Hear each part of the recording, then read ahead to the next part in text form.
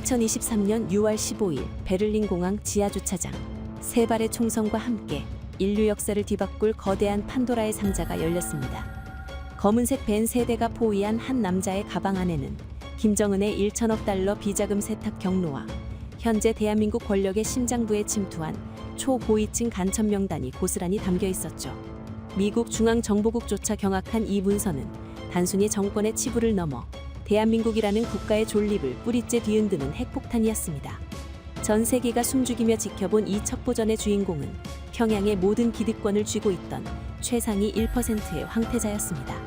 그가 목숨을 걸고 서울에 가져온 명단의 첫 번째 이름은 과연 누구였을까요? 지금 여러분이 믿고 있는 모든 현실을 쥐어풀 소름 끼치는 진실의 전말을 공개합니다. 여러분 안녕하세요. 오늘도 찾아와 주셔서 반가워요. 구독과 좋아요 꼭 눌러주시고 또 함께 하시는 여러분의 지역을 댓글로 알려주세요. 그쪽 방향으로 감사의 절 올릴게요. 구독은 방송 만드는데 진짜 큰 힘이 되거든요. 항상 응원해 주셔서 고맙습니다. 안녕하세요. 저는 박성준입니다. 베를린의 소동 속에서 가슴을 졸이며 가방을 움켜쥐었던 사람이 바로 저입니다. 사람들은 저를 두고 평양의 황태자라고 불렀습니다. 제 아버지는 노동당 중앙위원회 고위 간부였고 저는 태어날 때부터 평양의 최고급 아파트에서 살며 외국산 사탕과 초콜릿을 먹고 자랐죠. 북한 인민들이 굶주림에 허덕일 때 저는 김일성 종합대학을 졸업하고 외교관이라는 화려한 직함을 달고 전 세계를 누볐습니다. 제가 누렸던 부와 권력은 북한 체제가 허락한 가장 달콤한 독사과였던 셈입니다. 하지만 여러분이 아셔야 할 사실이 있습니다. 평양의 화려한 불빛 아래에는 인민들의 고열을 짜내어 만든 썩은 냄새가 진동하고 있다는 점입니다. 저는 그 체제의 가장 깊숙한 곳인 39호실의 자금 관리를 맡으며 북한이 어떻게 전 세계를 상대로 사기를 치고 가짜 달러를 만들어내는지 직접 목격했습니다. 그들은 인민들을 위한다고 말하지만 실제로는 오로지 한 가족의 영원한 통치와 사치를 위해 존재할 뿐입니다. 제가 관리하던 장부에는 매달 스위스로 흘러가는 수백만 달러의 내역이 적혀 있었습니다. 그 돈은 북한 전역에서 캔 금과 인민들이 땀 흘려번 외화를 착취한 결과물이었죠.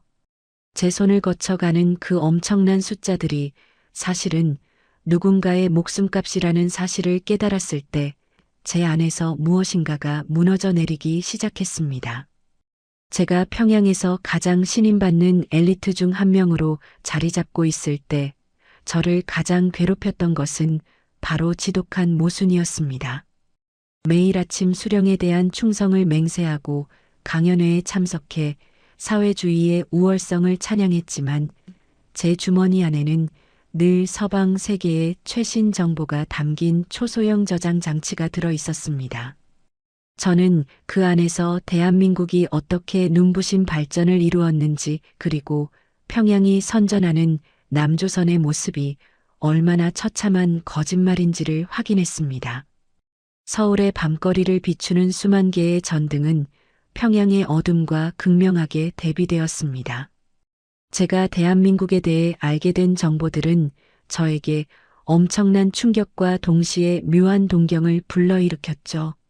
하지만 그 동경을 표현하는 순간 제 가족과 저는 평양 외곽의 수용소로 끌려가 흔적도 없이 사라질 운명이었습니다. 그러던 어느 날 저를 전율하게 만든 결정적인 사건이 발생했습니다. 제 가장 가까운 동료이자 평생의 친구였던 한 외교관이 평양으로 소환된 뒤 흔적도 없이 사라진 것입니다.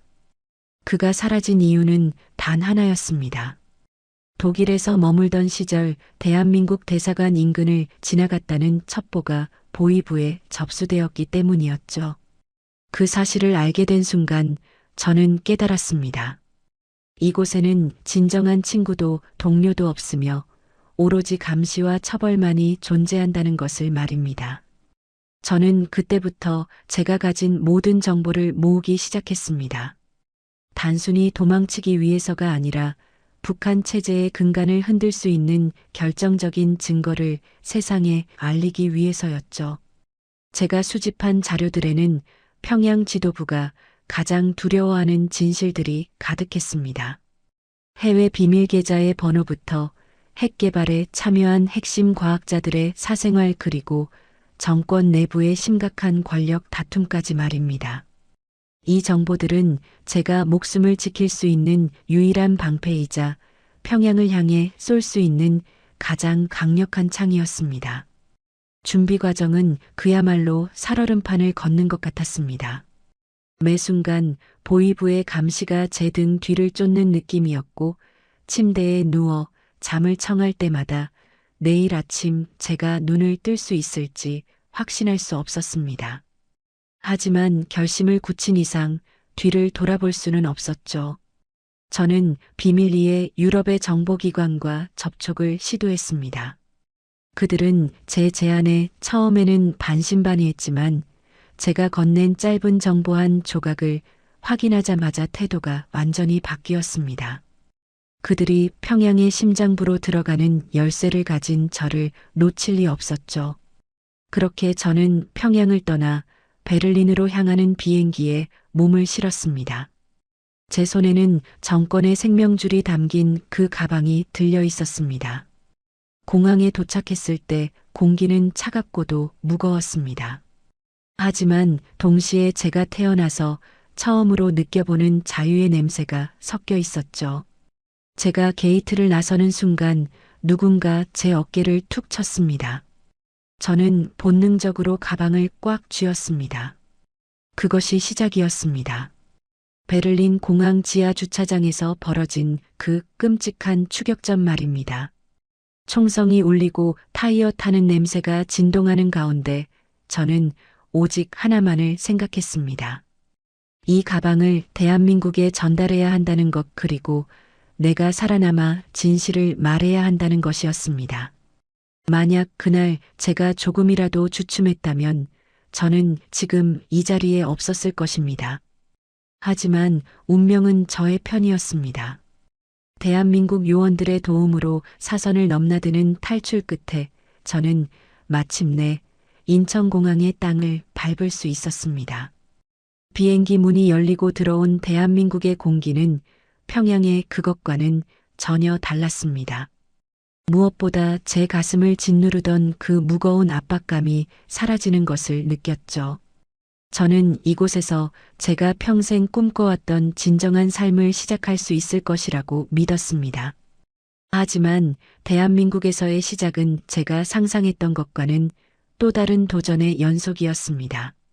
화려한 서울의 모습에 감탄하기도 잠시 제가 가져온 그 정보들을 확인하던 대한민국 정보기관 사람들의 표정은 말로 표현할 수 없을 만큼 심각해졌습니다.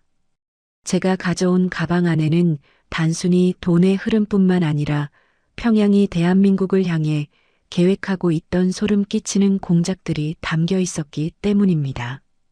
그 내용을 확인한 사람들은 모두 입을 다물지 못했습니다. 대한민국 국민들이 평온하게 일상을 보내는 동안 평양에서는 어떤 일들이 꾸며지고 있었는지 그 진실은 상상을 초월하는 것이었죠. 이 정보들이 공개되는 순간 남북 관계는 물론 동북아시아의 질서 자체가 요동칠 것이 분명했습니다. 제가 대한민국에서 가장 먼저 느낀 감정은 경외심이었습니다. 평양에서는 결코 상상할 수 없던 번영과 자유가 이곳에는 공기처럼 당연하게 존재하고 있었습니다. 사람들은 자신의 의견을 자유롭게 말하고 어디든 원하는 곳으로 떠날 수 있었죠. 그것은 제가 평생 동안 누렸던 그 어떤 특권보다도 값진 것이었습니다. 하지만 동시에 제 마음 한구석에는 무거운 돌덩이가 얹혀 있었습니다. 제가 남겨두고 온 가족들과 동료들 그리고 여전히 어둠 속에서 고통받고 있는 수많은 인민들의 얼굴이 떠올랐기 때문입니다. 저는 이곳에서 단순히 잘 먹고 잘 사는 것에 만족할 수 없었습니다. 제가 가져온 이 진실의 조각들을 통해 북한의 정체를 낱낱이 밝히고 그들이 더 이상 거짓으로 세상을 속이지 못하게 만들어야 한다는 사명감이 생겼습니다. 대한민국 정보기관의 보호 아래 저는 제가 가진 정보들을 하나씩 정리해 나갔습니다. 그 과정에서 저조차 몰랐던 평양의 더 깊은 비밀들이 드러나기 시작했습니다. 그 비밀들 중에는 대한민국 사회 곳곳에 침투해 있는 검은 손길에 대한 내용도 포함되어 있었습니다. 제가 그 명단을 처음 보았을 때 손이 떨릴 정도로 충격을 받았습니다. 대한민국이라는 자유의 성벽 안으로 이미 적의 칼날이 깊숙이 들어와 있었다는 사실을 믿기 어려웠기 때문이죠. 저는 이 사실을 어떻게 알려야 할지 고민에 빠졌습니다. 진실을 밝히는 과정은 제 목숨을 다시 한번 거는 일이었지만 저는 멈출 수 없었습니다. 대한민국이 저에게 준 이 자유를 지키기 위해서라도 저는 끝까지 싸워야만 했습니다. 저는 이제 더 이상 평양의 박성준이 아닙니다. 대한민국의 국민으로서 그리고 진실을 알리는 증인으로서 카메라 앞에 섰습니다. 제가 여러분께 들려드릴 이야기는 영화보다 더 영화 같고 현실보다 더 잔혹한 평양의 뒷모습입니다. 그리고 그 지옥 같은 곳을 빠져나와 제가 발견한 대한민국이라는 기적에 대한 기록이기도 합니다. 하지만 제가 가져온 가방의 비밀은 여기서 끝이 아닙니다. 그 안에는 아직 세상에 공개되지 않은 그리고 공개되는 순간 전 세계를 뒤흔들 수 있는 마지막 문서가 하나 더 남아 있었습니다. 그 문서의 제목은 백두혈통의 종말이라는 짧고도 강렬한 문구로 시작되었습니다. 과연 그 문서 안에는 평양 정권을 무너뜨릴 어떤 치명적인 정보가 숨겨져 있었을까요? 그리고 제가 왜 그 문서를 가장 마지막까지 숨겨두어야만 했는지 그 놀라운 이유가 이제 밝혀집니다. 제가 그 가방의 지퍼를 열고 첫 번째 파일을 꺼냈을 때 느꼈던 그 서늘한 소름은 단순한 공포가 아니었습니다. 그것은 제가 평생을 바쳐 지탱해온 거대한 모래성인 공화국이 실은 얼마나 추악한 연극 무대였는지를 깨닫는 순간의 구역질이었죠. 여러분은 북한의 최고 위층이 김정은에게 충성하는 이유가 사상이나 신념 때문이라고 생각하십니까? 천만다행인 소리입니다. 그들을 움직이는 유일한 동력은 오로지 2023년까지도 철저히 베일에 쌓여 있는 39호실의 검은 돈과 그 돈줄을 쥐고 흔드는 공포 정치뿐입니다. 제가 관리하던 비밀 장부인 백호 리스트에는 평양의 심장부를 관통하는 가장 은밀하고도 잔혹한 진실이 빼곡히 기록되어 있었습니다. 이것은 단순히 돈의 흐름을 적어놓은 종이 뭉치가 아니었습니다. 그것은 누군가의 목숨을 앗아가는 사형 집행서이자 동시에 한 나라의 운명을 쥐락펴펴락하는 조종기였습니다. 제가 베를린 공항 주차장에서 필사적으로 움켜쥐었던 것은 제 목숨이 아니라 바로 이 진실의 조각들이었죠. 당시 저를 쫓던 보이부 공작원 박철수와 김명우는 단순히 변절자를 잡으러 온 것이 아니었습니다. 제가 가진 가방 속에 든 일명봉인된 유언이라 불리는 문서를 회수하기 위해 파견된 인간 병기들이었죠. 그 문서에는 김정은이 가장 두려워하는 자신의 신체적 치부와 더불어 정권 내부에서 진행 중인 또 다른 백두혈통의 암살 계획이 담겨 있었습니다. 여러분은 상상할 수 있겠습니까? 북한의 가장 신성한 혈통이라고 칭송받는 자들이 서로의 목에 칼을 겨누고 있고 그 칼날을 닦아주는 역할을 저 같은 외교관과 자금 관리인들이 수행하고 있었다는 사실을 말입니다. 저는 39호실에서 근무하며 매년 수억 달러에 달하는 외화를 세탁했습니다. 그 돈의 출처는 전 세계를 경악하게 만든 대규모 가상화폐 해킹과 동남아시아 일대에서 벌어지는 마약 거래 그리고 심지어는 아프리카 독재 정권의 무기를 팔아치운 대가였습니다. 제가 정리한 수치 하나하나에는 이름 모를 인민들의 굶주린 시체와 억울한 죽음이 배어 있었습니다. 저는 그 피냄새를 지우기 위해 매일 밤 비싼 양주를 들이켰지만 꿈속에서는 늘 썩어가는 평양의 지하 감옥이 저를 기다리고 있었죠. 2022년 겨울 평양의 온도는 영하 20도까지 떨어졌습니다. 하지만 당 간부들의 연회장인 목난관의 공기는 후끈한 열기로 가득했죠. 프랑스에서 공수해온 최고급 와인과 일본에서 몰래 들여온 신선한 참치회가 테이블을 가득 채웠습니다. 밖에서는 인민들이 뗄감이 없어 얼어 죽어갈 때 안에서는 수만 달러짜리 시계가 경품으로 뿌려지는 광경을 보며 저는 결심했습니다. 이 체제는 무너져야만 하며 그 시작은 제가 가진 이 장부를 세상에 드러내는 것이라고 말입니다.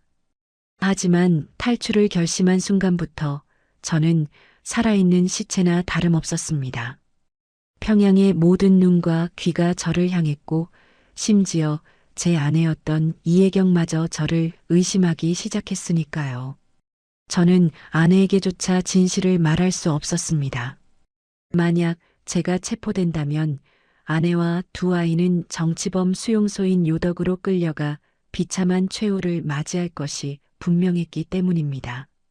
저는 가족을 버리는 것이 아니라 가족을 살리기 위해 침묵을 선택했습니다. 제가 베를린으로 떠나기 전날 밤 잠든 아이들의 머리칼을 쓰다듬으며 흘렸던 눈물은 제가 태어나서 처음으로 흘린 진심 어린 후회의 눈물이었습니다.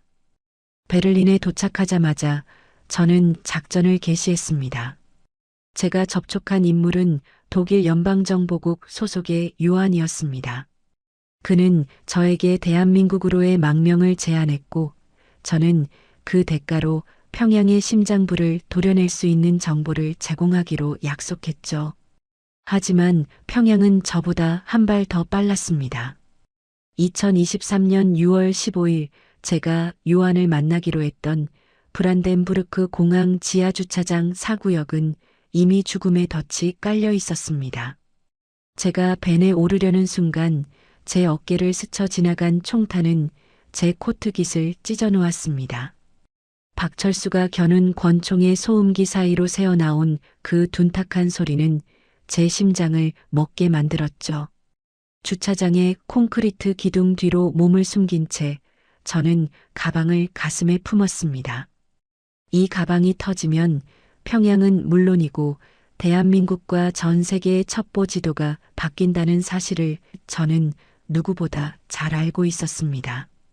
그 안에는 남한의 국가기관 시설을 단번에 마비시킬 수 있는 일명 흑거미 작전의 실행 계획서가 들어 있었기 때문입니다. 흑거미 작전은 단순히 사이버 공격을 넘어서는 것이었습니다. 대한민국 내부에 은밀히 침투한 북한 공작원들이 전국 각지의 변전소와 수도, 정수장 그리고 통신기지국을 동시에 타격해 국가 전체를 아수라장으로 만드는 소름 끼치는 계획이었죠. 제가 그 문서를 처음 보았을 때 제 손은 사정없이 떨렸습니다. 이것은 전쟁 선포나 다름없었고 그 실행 버튼은 이미 평양의 집무실 책상 위에 놓여 있었습니다. 제가 대한민국 요원들에 의해 극적으로 구출되어 서울의 안가로 옮겨졌을 때 제가 가장 먼저 한 일은 이 흑거미 작전의 세부 내용을 설명하는 것이었습니다. 하지만 보고를 받은 정보기관 핵심 간부들의 반응은 의외로 차가웠습니다. 그들은 제 말을 믿지 않는 것이 아니라 오히려 그 사실이 밖으로 알려지는 것을 두려워하는 눈치였습니다. 왜였을까요? 그것은 제가 가져온 명단 속에 그들이 평소 존경하고 따르던 선배와 동료들의 이름이 대거 포함되어 있었기 때문입니다. 대한민국 안보의 최후 보루라고 불리는 조직 내부에 평양의 붉은 씨앗들이 이미 깊숙이 뿌리를 내리고 있었던 것이죠. 제가 안가에서 조사를 받던 중 제 방의 창문으로 날아든 의문의 화살에는 소름 끼치는 경고가 적혀 있었습니다. 배신자의 최후는 지옥뿐이다. 서울 한복판 국정원의 비밀 안가조차 평양의 감시망에서 자유롭지 못하다는 증거였습니다. 저는 그때부터 누구도 믿을 수 없게 되었습니다. 저를 지켜주겠다는 요원들도, 저를 취조하는 간부들도 모두 평양의 가면을 쓴 자들처럼 보였죠. 심리적으로 무너져가던 저를 다시 일으켜 세운 것은 제가 가져온 자료들 속에 숨겨진 또 다른 단서였습니다. 그것은 북한이 대한민국 정치권을 장악하기 위해 오랫동안 공들여온 일명 금관세 프로젝트의 전말이었죠. 수십 년 전부터 북한은 남한에 촉망받는 대학생들을 포섭해 그들이 정치적 영향력을 가질 때까지 뒤에서 자금을 지원하고 약점을 잡아왔습니다. 그리고 이제 그들이 국회의원과 장관의 자리에 올라 평양의 지시를 따를 준비를 마친 상태였던 것입니다. 2023년 8월 20일 제가 정보기관의 비밀회의실에서 이 프로젝트의 핵심 인물을 지목했을 때 장내에는 찬물을 끼얹은 듯한 정적이 흘렀습니다. 제가 가리킨 사람은 현재 대한민국 국민들에게 가장 청렴하고 정의로운 정치인으로 칭송받는 박민석 의원이었습니다. 박민석 의원이 20년 전 유학 시절 평양의 공작원에게 포섭되는 장면이 담긴 초소형 필름을 공개하자 회의실은 아수라장이 되었습니다. 누군가는 비명을 질렀고 누군가는 제 멱살을 잡으며 조작된 자료라고 소리쳤습니다. 하지만 그 필름에 담긴 박민석 의원의 얼굴은 명백한 진실을 말하고 있었습니다. 그는 평양으로부터 수백만 달러의 정치 자금을 수령했고 그 대가로 대한민국의 국방 기밀을 넘겨주기로 약약속했습니다. 하지만 이것은 시작에 불과했습니다. 박민석 의원을 뒤에서 조종하는 진짜 몸통은 따로 있었죠. 제가 가져온 가방의 가장 안쪽 틈새에서 발견된 마이크로칩 안에는 상상조차 할 수 없는 인물의 이름이 적혀 있었습니다. 그 이름이 모니터에 뜨는 순간 회의실의 전등이 일제히 깜빡거리더니 모든 통신 장비가 먹통이 되었습니다. 그리고 복도 끝에서 들려오는 무거운 군화 소리는 저희를 공포로 몰아넣었죠. 평양의 암살팀이 서울의 안가까지 들이닥친 것이었을까요? 아니면 내부의 배신자가 저희를 제거하러 온 것이었을까요? 제 손에 땀이 배어 가방의 손잡이가 미끄러지던 그 순간 방 안으로 들어온 인물은 뜻밖에도 제가 베를린 공항에서 마주쳤던 그 박철수였습니다. 죽은 줄 알았던 그가 어떻게 서울 한복판에 나타난 것일까요? 그리고 그가 제 귀에 대고 속삭인 말은 제 삶의 모든 가치관을 무너뜨리기에 충분했습니다. 성준아, 내가 믿는 대한민국도 결국 우리가 만든 무대 위에 있을 뿐이다. 저는 그 말을 듣는 순간 제가 가져온 정보가 단순히 대한민국을 구하기 위한 도구가 아니라 어쩌면 누군가에 의해 설계된 거대한 함정일지도 모른다는 의심이 들기 시작했습니다. 제가 평양에서 가져온 그 가방 자체가 실은 대한민국 사회를 분열시키고 자멸하게 만들려는 평양의 최종 병기였을까요? 진실과 거짓이 뒤섞인 이 위험한 게임 속에서 저는 이제 목숨이 아니라 제 영혼을 지키기 위한 싸움을 시작해야 했습니다.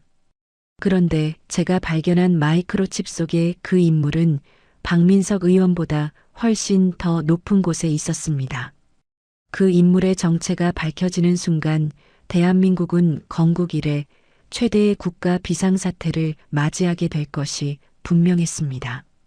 그는 바로 현직 대통령의 가장 가까운 측근이자 국가의 모든 정보가 모이는 곳의 수장이었기 때문입니다. 그가 왜 북한과 손을 잡았는지, 그리고 그가 계획하고 있는 2024년의 충격적인 시나리오는 무엇인지 여러분은 곧 마주하게 될 것입니다. 이것은 단순한 첩보전이 아닙니다. 대한민국의 생존을 건 마지막 전쟁의 서막입니다. 박철수의 입술 사이로 새어나온 그 말은 저의 뇌를 마비시키기에 충분했습니다. 대한민국이 평양이 설계한 무대 위에 있다는 말은 제가 평생 동안 가져왔던 모든 가치관을 뿌리째 뒤흔들었죠. 안가의 조명은 여전히 깜빡거리고 있었고 복도에서는 정체 모를 발소리가 점점 가까워지고 있었습니다. 저는 주머니 속에 숨겨둔 소형 발신기를 꽉 쥐었습니다. 이것은 제가 최악의 상황을 대비해 독일 요원들과 약속한 마지막 비상 단추였죠. 하지만 박철수는 이미 모든 것을 알고 있다는 듯 비웃음을 흘리며 제 손목을 강하게 낚아챘습니다. 그의 손은 얼음장처럼 차가웠고 그 서늘함은 제 뼈마디를 타고 전신으로 퍼져나갔습니다. 저는 문득 그가 어떻게 서울 한복판 국정원의 비밀 안가에 이토록 유유히 들어올 수 있었는지 의문이 생겼습니다. 그것은 내부의 조력자가 없이는 절대로 불가능한 일이었기 때문입니다. 2023년 9월 9일의 그 밤은 제 인생에서 가장 긴 밤이었습니다. 박철수는 저를 벽으로 밀어붙이며 가방 안에 든 마이크로칩을 내놓으라고 협박했습니다. 그 칩 안에는 단순히 나만 내 고정간첩 명단만 들어있는 것이 아니었습니다. 북한이 지난 30년 동안 전 세계 금융망을 해킹해 비축해둔 2천억 달러 규모의 암호화폐 지갑 주소와 그 비밀번호가 담겨 있었죠. 이 돈은 김정은이 체제 붕괴의 위기에 처했을 때 해외로 도피하기 위한 최후의 자금이기도 했지만 동시에 전 세계 경제를 일시의 혼란에 빠뜨릴 수 있는 거대한 금융 폭탄이기도 했습니다. 평양은 이 자금을 세탁하기 위해 홍콩과 싱가포르 그리고 서울의 강남 일대에 수십 개의 유령 회사를 설립해 운영하고 있었습니다. 제가 39호실에서 일하며 확인했던 그 유령 회사들의 명단은 대한민국 경제의 혈관 속에 이미 북한의 독소가 퍼져 있음을 증명하고 있었죠. 박철수가 저에게 보여준 태블릿 PC의 화면에는 제가 대한민국에 도착한 이후의 모든 행적이 기록되어 있었습니다. 제가 어느 식당에서 밥을 먹었는지, 누구와 대화를 나누었는지, 심지어 제가 안가에서 어떤 책을 읽었는지까지 모두 촬영되어 있었죠. 이것은 국정원 내부의 감시 카메라가 실시간으로 평양의 보이부 서버로 전송되고 있다는 뜻이었습니다. 저는 뒤통수를 강하게 엇맞은 듯한 충격에 숨을 쉴 수조차 없었습니다. 제가 믿고 의지했던 대한민국의 안보 시스템이 실은 평양의 손바닥 위에서 놀아나고 있었던 셈이니까요. 복도에서 들리던 발소리의 주인공은 다름 아닌 저를 취조하던 국정원 소속의 김진우 수사관이었습니다. 그는 박철수를 보고도 전혀 놀라지 않았고 오히려 정중하게 목례를 건넸습니다. 김진우 수사관은 저를 바라보며 냉소적인 미소를 지었습니다. 박성준 씨, 당신이 가져온 정보가 정말로 대한민국의 승리를 위한 것이라고 믿었습니까? 우리는 이미 평양과 거대한 거래를 마친 상태입니다. 그가 내뱉은 말은 제 귀를 의심케 했습니다. 대한민국 정보기관의 핵심 인물이 평양의 공작원과 한자리에 서서 저를 비웃고 있는 이 현실은 제가 꿈꾸던 자유의 땅 대한민국과는 너무나 거리가 멀었습니다. 그들은 제가 가져온 암호화폐 자금을 나누어 갖기로 합의한 상태였고 저는 그들의 탐욕을 채우기 위한 재물에 불과했던 것입니다.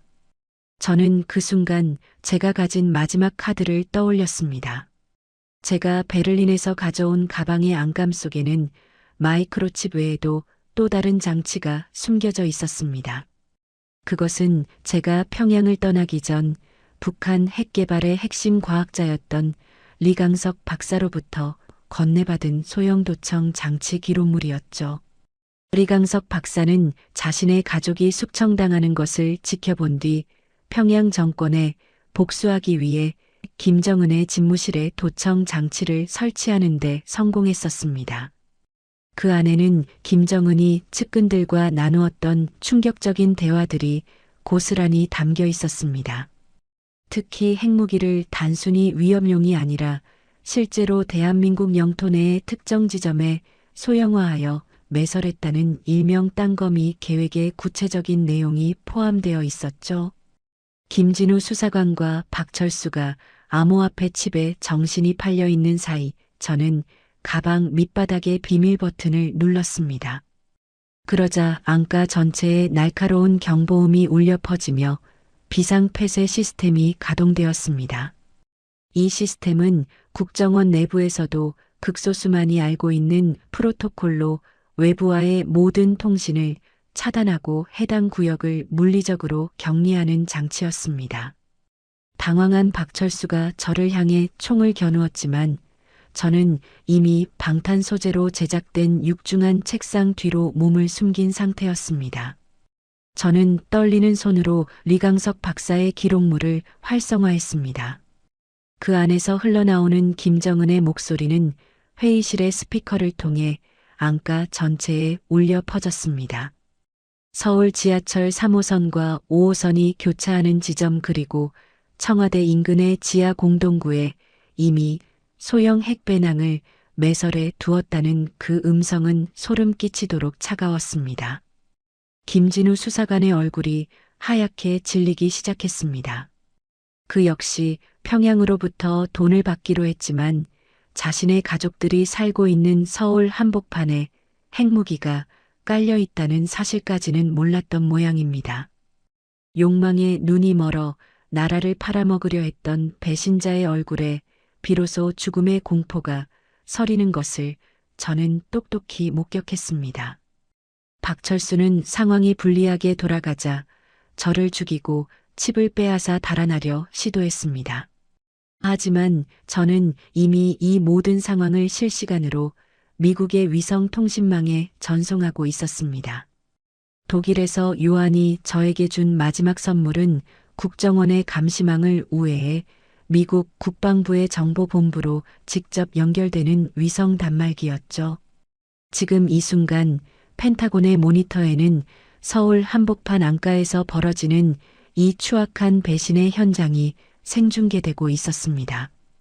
박철수가 방아쇠를 당기려는 찰나 안가의 천장을 뚫고 특수부대의 섬광탄이 터졌습니다. 눈을 멀게 하는 강렬한 빛과 귀를 찢는 듯한 폭음 속에서 검은 복장의 요원들이 창문을 깨고 진입했습니다. 그들은 국정원 요원들도 보위부 공작원들도 아니었습니다.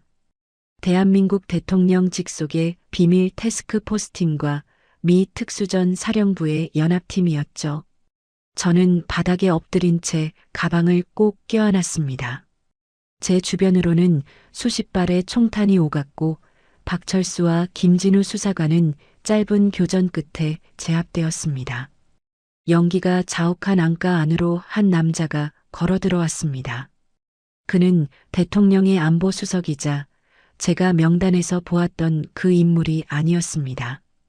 그는 명단에 적힌 배신자들을 소탕하기 위해 오랫동안 잠복해온 진정한 애국자였습니다. 그는 저를 일으켜 세우며 나지막이 말했습니다. 박성준 씨 당신이 가져온 이 진실이 대한민국을 구했습니다. 저는 그제야 참았던 숨을 내뱉으며 자리에 주저앉았습니다. 하지만 안도감도 잠시 제 머릿속에는 리강석 박사의 음성이 계속해서 맴돌았습니다. 땅거미 계획은 이미 카운트다운에 들어갔다는 그 무서운 경고 말입니다. 대한민국 정부는 즉시 국가 비상사태를 선포하고 지하철 3호선과 5호선의 운행을 중단시켰습니다. 겉으로는 단순한 설비 점검이라고 발표했지만 지하 깊은 곳에서는 핵 해체 전문가들이 사투를 벌이고 있었죠. 저는 그 현장에 동행했습니다. 평양에서 가져온 설계도의 암호를 풀 수 있는 사람은 저뿐이었으니까요. 어둡고 습한 지하 터널을 따라 걸어 들어갈 때마다 제 심장은 터질 듯이 뛰었습니다. 만약 우리가 실패한다면 서울은 2천만 명의 거대한 무덤이 될 것이 분명했습니다. 벽면에는 평양의 공작원들이 남겨놓은 은밀한 표식들이 가득했습니다. 그들은 수년 동안 평범한 보수업체 직원으로 위장해 이곳을 드나들며 죽음의 씨앗을 심어왔던 것입니다. 마침내 거대한 환기구 뒤편에서 납으로 밀봉된 상자를 발견했을 때 저희 팀원 중 한 명은 공포를 이기지 못하고 구토를 하기도 했습니다. 그 상자 위에는 김정은의 친필 서명이 담긴 봉인지가 붙어 있었죠. 저는 떨리는 손으로 폭탄의 제어 장치에 노트북을 연결했습니다. 화면에는 붉은색 숫자들이 기괴하게 명멸하고 있었습니다. 남은 시간은 단 60분이었습니다. 평양은 제가 탈출했다는 사실을 알고 기폭 장치를 원격으로 활성화한 것이었습니다. 저는 평양 39호실에서 배웠던 특수 암호 체계를 하나씩 입력해 나갔습니다. 손가락 끝이 미세하게 떨렸고 이마에서는 땀방울이 비오듯 쏟아졌습니다. 하나의 코드를 입력할 때마다 숫자가 잠시 멈췄다가 다시 돌아가기를 반복했습니다. 그것은 마치 평양의 지도부와 제가 벌이는 보이지 않는 체스 게임과도 같았죠. 그들은 제 사고방식을 읽고 있었고 저 역시 그들의 잔인한 논리를 파악하고 있었습니다. 마침내 마지막 암호를 입력하려는 순간 화면에 낯선 메시지가 떠올랐습니다. 그것은 제 아내 이혜경의 목소리 파일이었습니다. 성준 씨, 이 버튼을 누르면 우리 가족은 모두 죽어요. 제발 멈춰주세요. 아내의 울먹이는 목소리가 지하 터널의 정막을 깨뜨렸습니다. 평양은 제가 이 자리에 올 것을 알고 제 아내를 인질로 삼아 마지막 함정을 파놓은 것이었습니다. 제 손이 공중에 멈춰섰습니다. 이 버튼을 누르면 서울의 2천만 명은 살 수 있지만 평양에 남겨진 제 아내와 아이들은 즉시 처형될 것입니다. 하지만 누르지 않는다면 서울은 잿더미가 되고 제 가족 역시 그 후폭풍 속에서 살아남지 못하겠죠. 저는 인생에서 가장 잔인한 선택의 기로에 섰습니다. 눈물이 앞을 가려 화면이 보이지 않았지만 저는 알고 있었습니다. 제가 이곳에서 물러선다면 평양의 악마들은 영원히 전 세계를 공포로 몰아넣을 것이라는 사실을 말입니다. 저는 아내의 이름을 나지막이 부르며 마지막 엔터키를 눌렀습니다. 붉은 숫자가 0000으로 바뀌며 폭탄의 작동음이 멈췄습니다. 저는 그 자리에 엎드려 통곡했습니다. 제 손으로 제 가족의 사형 집행서에 서명한 것이나 다름없었으니까요. 하지만 그때 제 귀에 꽂혀 있던 무전기에서 믿기지 않는 소식이 들려왔습니다. 평양 내부에서 쿠데타가 발생했다는 소식이었습니다. 제가 가져온 비자금 장부와 암호화폐 지갑이 무용지물이 되었다는 소문이 평양 고위층 사이에 퍼지자 김정은에게 불만을 품고 있던 군부 세력이 움직이기 시작한 것입니다. 평양은 지금 불길에 휩싸였고 보위부 건물은 분노한 군인들에 의해 점령되었습니다. 그리고 무엇보다 중요한 소식은 제 가족들이 쿠데타 군에 의해 안전한 곳으로 피신했다는 정보였습니다. 이 모든 것은 제가 베를린에서 가방을 들고 뛰기 시작했을 때부터 시작된 거대한 연쇄 반응의 결과였습니다. 제가 던진 작은 돌 하나가 평양이라는 거대한 성벽을 무너뜨리는 산사태가 된 것입니다. 저는 서울의 지하 터널 밖으로 걸어 나왔습니다. 2023년의 가을 아침 햇살은 눈부시게 밝았습니다. 거리를 지나는 시민들은 자신들이 방금 어떤 지옥의 문턱에서 돌아왔는지 알지 못한 채 평온한 일상을 시작하고 있었죠. 저는 그 평화로운 풍경을 보며 비로소 제가 대한민국에 온 진짜 이유를 깨달았습니다. 자유는 거창한 구호 속에 있는 것이 아니라 이 평범한 아침을 지켜내는 힘이라는 것을 말입니다. 하지만 기쁨도 잠시 국정원의 비밀 요원이 저에게 긴급한 서류 한 장을 건넸습니다. 그것은 무너져가는 평양의 지하 벙커에서 마지막으로 전송된 암호문이었습니다. 그 안에는 김정은이 행방불명되기 직전 남긴 마지막 지시사항이 적혀 있었는데 그 내용은 지금까지의 모든 사건을 뒤엎을 만큼 충격적이었습니다.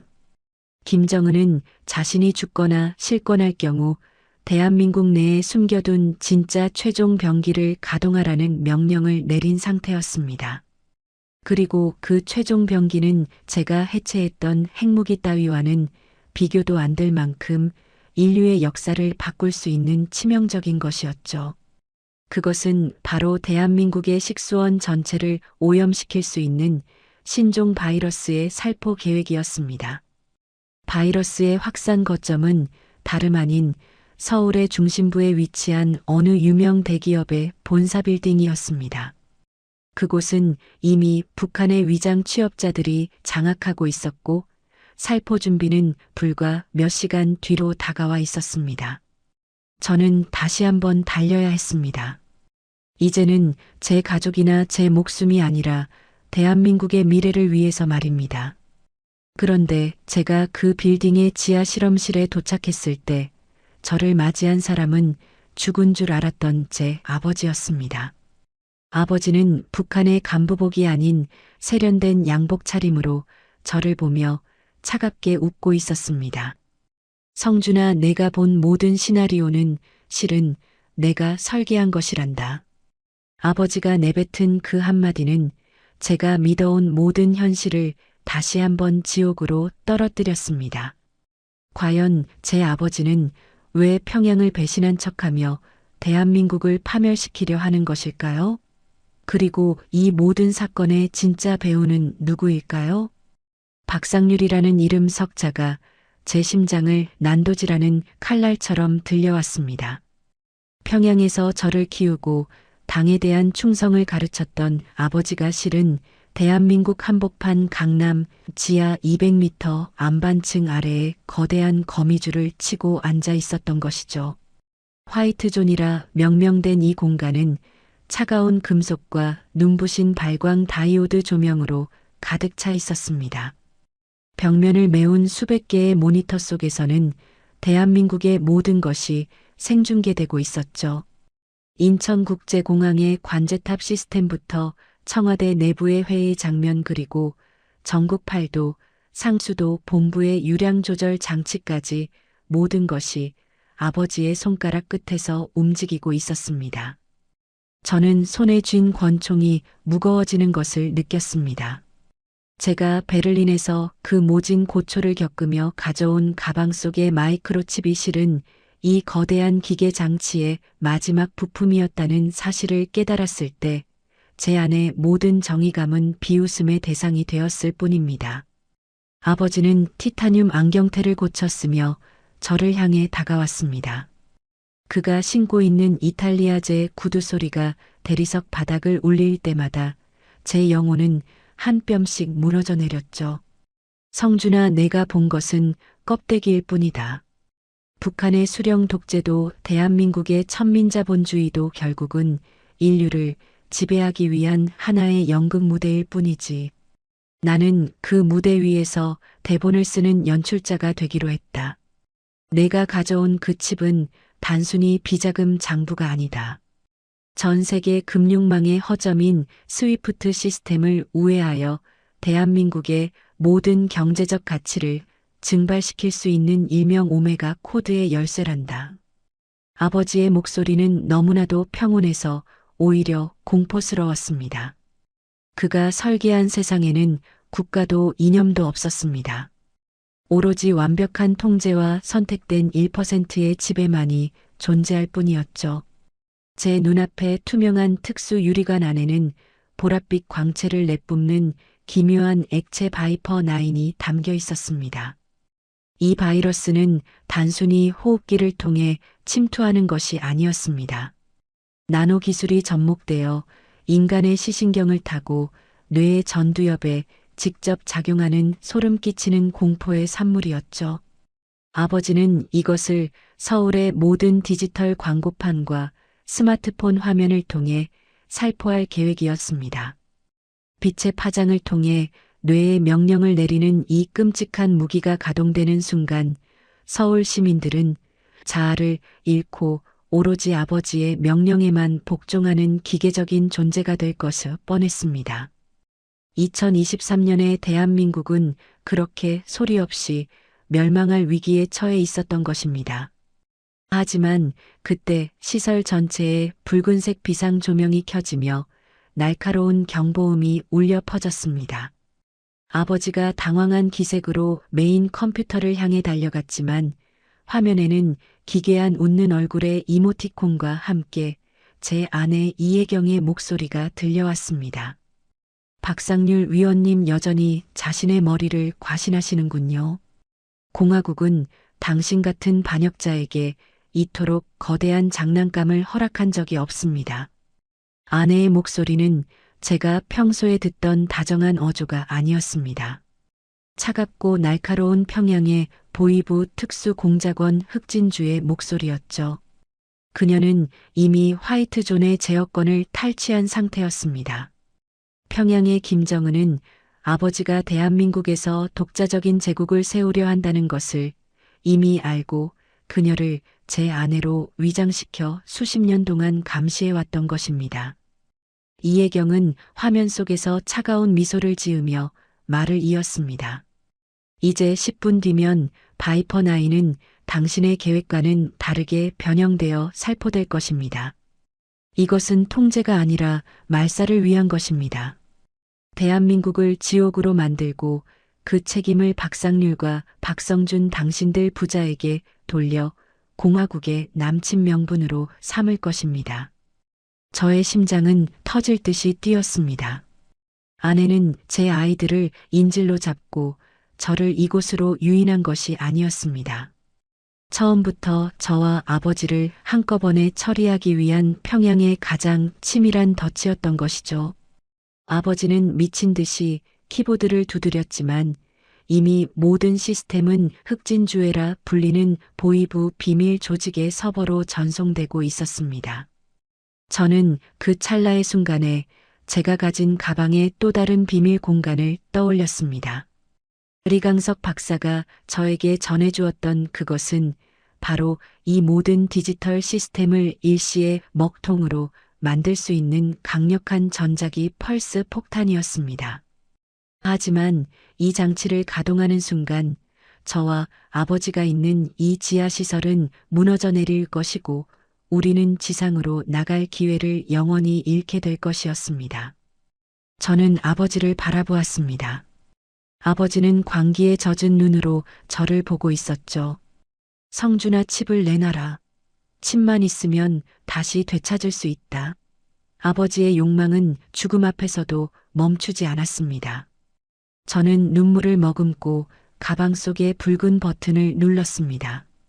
눈부신 섬광과 함께 화이트존의 모든 모니터가 꺼지고 기계 장치들이 비명을 지르며 멈춰 섰습니다.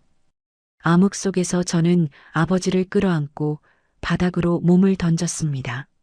천장에서 거대한 콘크리트 덩어리들이 떨어지기 시작했고 우리가 있던 실험실은 순식간에 아수라장이 되었습니다.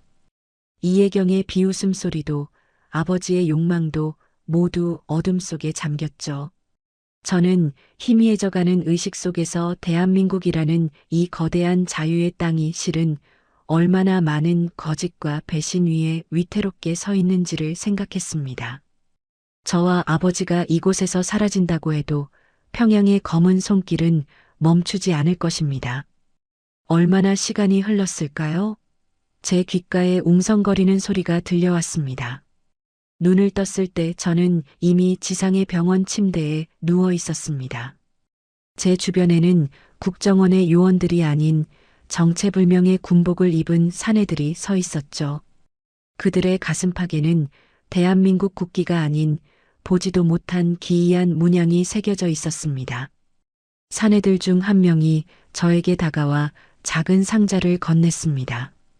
그 상자 안에는 제가 베를린에서 가져온 가방 속에 들어있던 그 마이크로칩이 깨끗하게 닦인 채 놓여 있었죠. 그리고 그 밑에는 피 묻은 쪽지 한 장이 있었습니다. 성준아, 내가 선택한 결과가 이것이냐? 이제 진짜 전쟁이 시작될 것이다. 쪽지의 필체는 분명 죽었다고 믿었던 아버지의 것이었습니다. 저는 소름이 돋아 자리를 박차고 일어났습니다. 창밖으로 보이는 서울의 풍경은 평온했지만 거리의 대형 전광판에는 제가 지하에서 보았던 그 보랏빛 광채가 은밀하게 섞인 광고들이 송출되고 있었습니다. 아버지가 만든 바이퍼9은 멈추지 않았던 것입니다. 아니, 오히려 제가 터뜨린 전자기 펄스가 바이러스의 봉인을 풀어버린 촉매제가 된 셈이었죠. 병원 복도를 걸어 나오던 제 눈에 들어온 텔레비전 뉴스에서는 충격적인 소식이 들려오고 있었습니다. 대한민국의 국가안보실장이 실종되었으며 그의 집무실에서 북한의 공작원 명단이 발견되었다는 내용이었죠. 하지만 그 명단의 가장 첫 번째 칸에 적힌 이름은 다름 아닌 박성준, 바로 저였습니다. 저는 영웅에서 순식간에 국가를 위기에 빠뜨린 테러범이 되어 있었습니다. 아내 이혜경은 이미 저를 배신자로 낙인 찍어 대한민국 전체의 적으로 만들어버린 것입니다. 저는 이제 갈 곳이 없었습니다. 평양에서도 대한민국에서도 저는 쫓기는 신세가 되었죠. 하지만 저는 멈출 수 없었습니다. 제 가방 안에는 아직 세상에 공개하지 않은 한 장의 문서가 더 남아 있었기 때문입니다.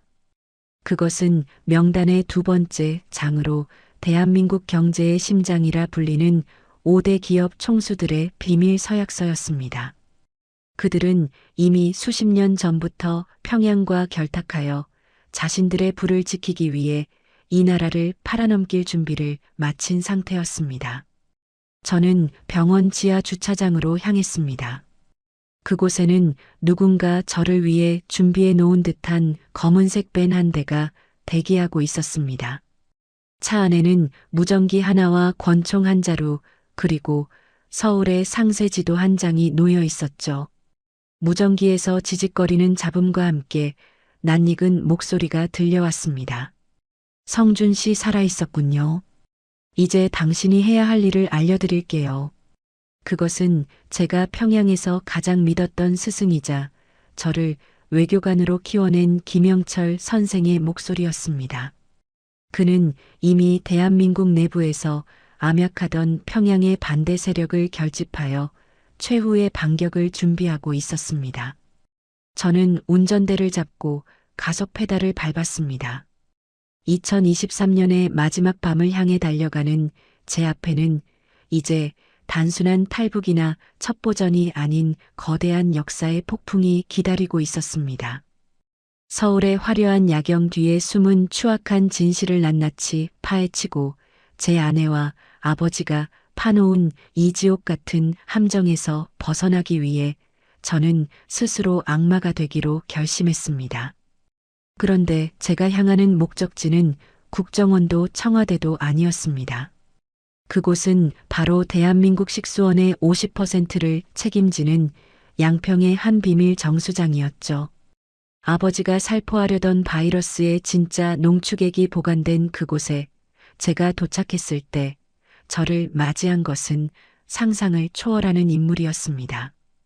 그 인물을 보는 순간 저는 제가 지금까지 겪은 모든 고난이 실은 이 사람을 만나기 위한 전주곡이었다는 것을 깨달았습니다. 대한민국의 대통령, 바로 그 사람이 권총을 든 채 정수장의 밸브 위에 서 있었습니다.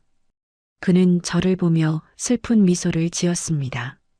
박성준 씨, 당신이 너무 늦게 왔군요. 이미 이 나라의 혈관에는 평양의 독이 흐르기 시작했습니다. 대통령의 손가락은 기폭 장치를 향해 있었고 그 뒤로는 사라졌던 제 아내 이혜경이 무장한 공작원들을 이끌고 나타났습니다. 이 모든 것이 대한민국을 무너뜨리기 위한 거대한 연극이었을까요? 아니면 대통령조차 평양의 꼭두각시에 불과했던 것일까요? 진실의 문턱에서 저는 제 생의 가장 비극적인 선택을 강요받게 되었습니다. 양평 정수장의 지하 통로는 서늘한 냉기와 함께 기계의 육중한 진동음이 고막을 파고드는 곳이었습니다. 제 앞에 선 대한민국 대통령 최창식의 눈빛은 무너져 내리는 둑을 바라보는 농부의 그것처럼 절망적이었죠. 하지만 제가 마주한 것은 단순한 살인범이나 미친 광인이 아니었습니다. 그는 2023년에 대한민국이 처한 가장 잔혹하고도 정교한 경제적 식민지화에 살아있는 증거였으니까요. 그의 손에 들린 기폭장치는 단순한 폭탄의 스위치가 아니었습니다. 그것은 대한민국 전체의 금융 전산망을 일거에 마비시키고 시중은행에 예치된 모든 자산을 평양의 비밀 계좌로 강제 전송하는 일명 레드 플러드 프로그램의 최종 실행 장치였습니다. 여러분은 믿기 어려우시겠지만 평양의 39호실은 지난 30년 동안 대한민국 경제의 심장부에 수조 원의 검은 자금을 투입해 왔습니다. 그들은 단순히 무력으로 남침하는 시대를 지나 자본으로 이 나라의 숨통을 조이는 방식을 선택했던 것이죠. 최창식 대통령이 저를 보며 나직하게 은졸였습니다. 박성준 씨, 당신은 평양에서 외교관으로 일하며 무엇을 보았습니까? 고작 비자금 장부 몇 건입니까? 아니면 간부들의 사치입니까? 그가 내뱉은 말은 제 심장을 얼어붙게 만들었습니다.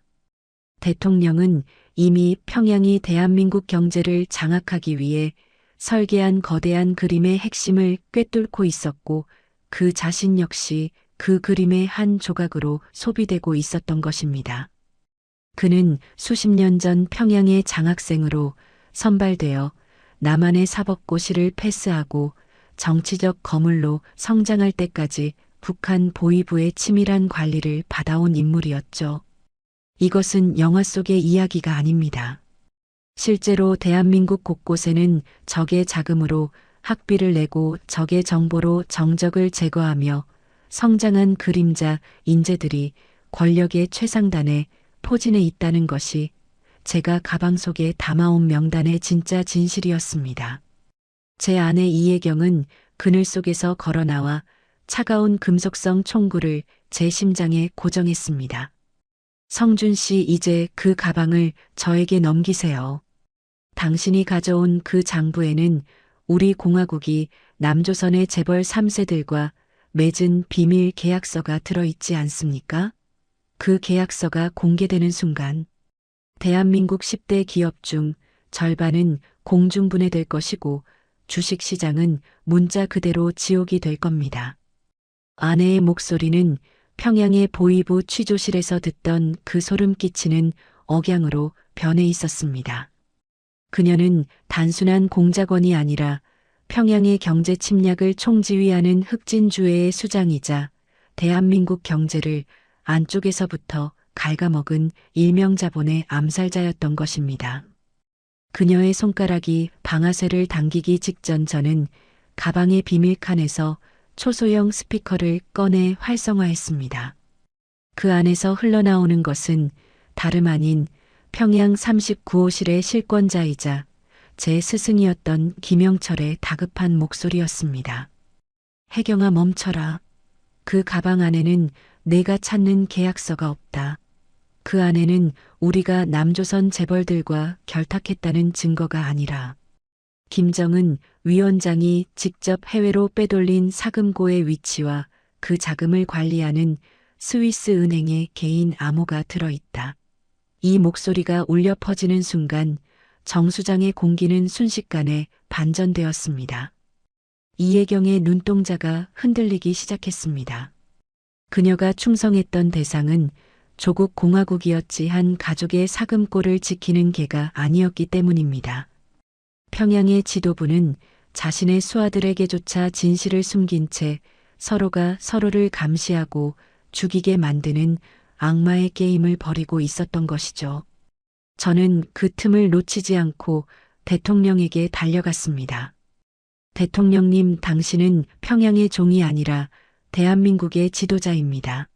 당신의 아버지가 포로 수용소에서 전향했다는 사실이 당신의 영혼까지 평양의 노예로 만들 수는 없습니다. 저 기폭 장치를 누르는 순간 당신은 조국을 구하는 것이 아니라 김정은의 호주머니를 채워주는 전범이 될 뿐입니다. 제 외침에 최창식 대통령의 손이 사정없이 떨렸습니다. 그는 기폭 장치를 바닥에 떨어뜨리고는 얼굴을 감싸쥐며 오열했습니다. 나는 오직 이 나라를 지키고 싶었습니다. 평양의 위협으로부터 우리 국민들을 보호하기 위해 그들의 요구를 들어주는 척하며 뒤로는 나만의 군대를 만들고 있었단 말입니다. 하지만 그 군대조차 이미 평양의 돈에 매수되었다는 사실을 왜 몰랐을까요? 대통령의 고백은 처참했습니다. 그는 평양의 지령을 수행하는 척하면서도 대한민국 내부의 애국 세력을 결집해 반격을 준비했지만 그가 믿었던 핵심 참모들이 실은 평양으로부터 더 큰 대가를 약속받은 이중 간첩들이었던 것입니다. 2023년의 대한민국은 그렇게 안팎으로 포위된 요새와 같았습니다. 그때 정수장 외부에서 육중한 장갑차의 진동 소리가 들려왔습니다. 그리고 스피커를 통해 들려오는 목소리는 소름 돋게도 죽은 줄 알았던 제 아버지 박상률의 것이었습니다. 성준아, 이제 그만 고집을 꺾어라. 이 나라는 이미 우리가 샀다. 청와대부터 국방부 그리고 여의도의 금융권까지 우리 공화국의 깃발이 꽂히지 않은 곳은 없다. 너 하나가 진실을 말한다고 해서 이 거대한 파도를 막을 수 있을 것 같으냐? 제 아버지는 죽음을 가장한 뒤 대한민국 내부의 지하 경제를 장악한 일명 평양 리스크의 총책임자로 군림하고 있었습니다. 그는 지난 수십 년간 대한민국 부동산 시장에 수십조 원의 북한 자금을 투입하여 강남의 주요 건물과 토지를 차명으로 매입해왔습니다. 대한민국 국민들이 내는 월세와 이자가 실은 평양의 핵미사일 개발 자금으로 흘러가고 있었다는 이 충격적인 사실을 누가 상상이나 했겠습니까? 아버지는 장갑차에서 내려 정수장 내부로 들어왔습니다. 그의 뒤로는 대한민국의 현직 국회의원 3명과 대기업 사장 2명이 고개를 숙인 채 따라오고 있었죠. 그들의 얼굴을 확인하는 순간 저는 세상이 뒤집히는 듯한 현기증을 느꼈습니다. 그들은 어제 저녁 뉴스에서 애국을 논하고 경제 위기를 걱정하던 대한민국의 지도층들이었기 때문입니다. 아버지는 대통령을 향해 비릿한 미소를 지으며 말했습니다. 최동무 고생 많았소. 이제 당신의 역할은 여기까지요. 당신이 스스로 자폭해준다면 우리는 당신을 영웅으로 둔갑시켜 대대적인 반미 시위를 선동하고 그 혼란을 틈타 대한민국 전체의 금융권을 우리 손아귀에 넣을 것이요. 하지만 당신이 거부한다면 당신의 가족과 친인척들은 물론 당신이 숨겨둔 비밀 자금의 내역까지 낱낱이 공개되어 당신은 역사의 죄인으로 남게 될 것이요. 협박은 치밀했고 출구는 보이지 않았습니다. 저는 가방을 가슴에 품고 뒤로 물러섰습니다. 제 안에는 리강석 박사가 남긴 마지막 데이터가 있었습니다. 그것은 평양의 경제 침략을 단번에 무력화할 수 있는 일명 고스트 서버의 파괴 코드였습니다.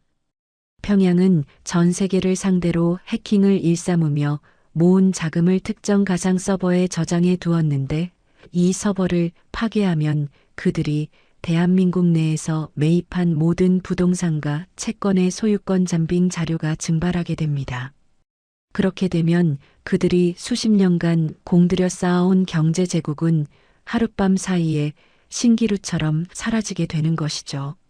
하지만 이 코드를 실행하기 위해서는 제 목숨을 담보로 한 신경망 접속이 필요했습니다.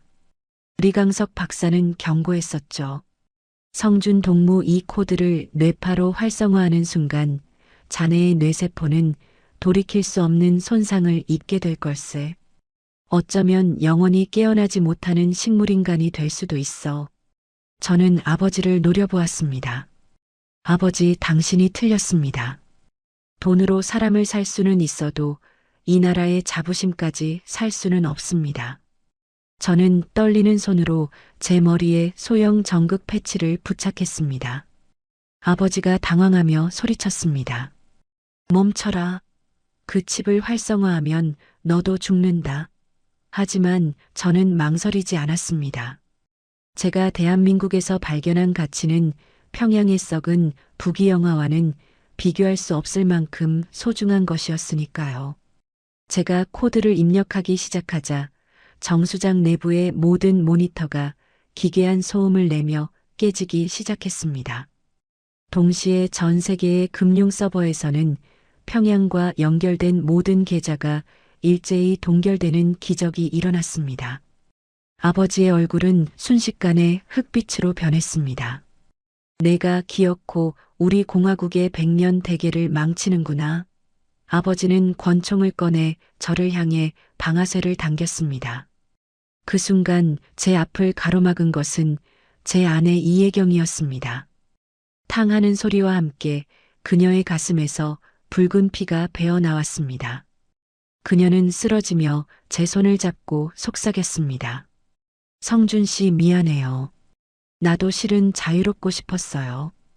그녀의 눈에 맺힌 눈물은 평양의 공작원이 아닌 평범한 여자로서 흘리는 마지막 진심이었습니다. 저는 오열하며 코드를 끝까지 입력했습니다. 정수장 전체가 푸른색 광채에 휩싸였고 제 의식은 점점 어둠 속으로 가라앉았습니다. 마지막 순간 제가 본 것은 아버지가 절망하며 무너지는 모습과 최창식 대통령이 자신의 녹음기를 움켜쥐고 당당하게 일어나는 모습이었습니다. 하지만 이 전쟁은 여기서 끝나지 않았습니다.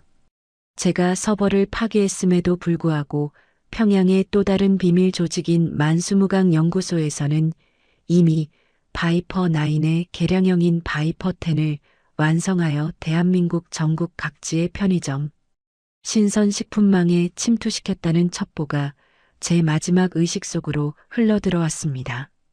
내일 아침 국민들이 무심코 집어들 삼각김밥과 우유 속에 소리 없는 죽음이 숨어 있다는 사실을 저는 알리지 못했습니다. 그리고 제가 쓰러진 정수장 지하 구석에서 정체불명의 남자가 가방 속에 남아있던 명단의 마지막 페이지를 찢어들고 유유히 사라지는 환상을 보았습니다. 그 남자의 뒷모습은 대한민국 국민이라면 누구나 알 수밖에 없는 가장 친숙한 인물이었죠. 과연 그가 누구인지 그리고 대한민국은 내일 아침 찾아올 식탁 위의 테러를 막아낼 수 있을까요?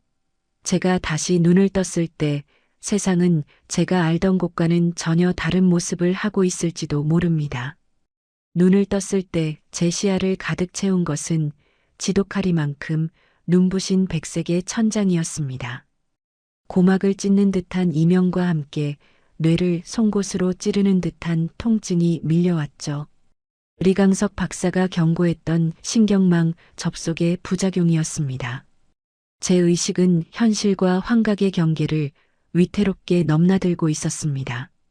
코끝을 찌르는 소독약 냄새와 기계적인 심박동 소리가 제가 아직 살아있음을 증명하고 있었지만 몸은 마치 수천 톤의 납덩이를 매단 듯 움직이지 않았습니다. 제 곁에는 이름 모를 의료 장비들이 기괴한 소리를 내며 명멸하고 있었고 투명한 튜브를 통해 정체불명의 푸른 액체가 제 혈관 속으로 흘러들어오고 있었죠. 이곳은 평범한 병원이 아니었습니다. 대한민국 국정원조차 그 존재를 모르는 일명 벙커 구역이라 불리는 지하 비밀 의료시설이었습니다. 저는 간신히 고개를 돌려 주변을 살폈습니다. 차가운 금속 벽면에는 최창식 대통령의 영정사진이 걸린 뉴스 화면이 소리 없이 흐르고 있었습니다. 자막에는 국민 영웅의 비극적인 서거와 테러범 박성준에 대한 전국 수배령이 붉은색으로 번쩍이고 있었죠. 아버지는 승리했습니다. 진실은 콘크리트 잔에 아래 묻혔고 저는 대한민국 역사상 가장 추악한 암살자로 낙인 찍혔으니까요. 하지만 제 가슴을 더 무겁게 짓눌렀던 것은 마지막 순간 제 앞을 가로막았던 아내 이혜경의 최후였습니다. 평양의 공작원으로 길러져 저를 감시하고 파멸시키려 했던 그녀였지만 마지막 순간 그녀가 보여준 것은 이념보다 강한 인간의 의지였습니다. 그녀의 죽음은 헛되지 않아야 했습니다. 저는 입술을 깨물며 마비된 손가락을 움직이려 애썼습니다. 그때 육중한 방음문이 열리며 한 남자가 걸어 들어왔습니다.